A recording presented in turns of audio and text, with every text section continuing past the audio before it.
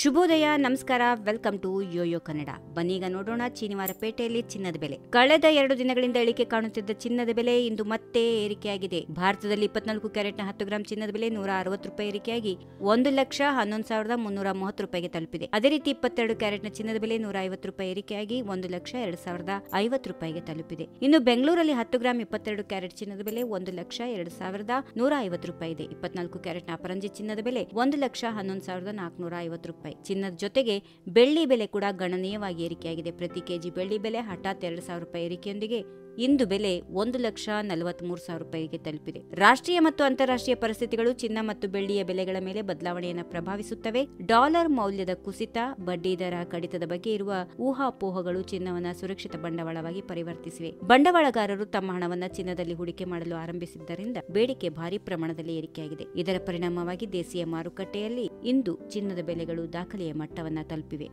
ಈ ವಿಡಿಯೋ ನಿಮಗೆ ಇಷ್ಟವಾದಲ್ಲಿ ಲೈಕ್ ಮಾಡಿ, ಶೇರ್ ಮಾಡಿ, ಸಬ್ಸ್ಕ್ರೈಬ್ ಮಾಡಿ.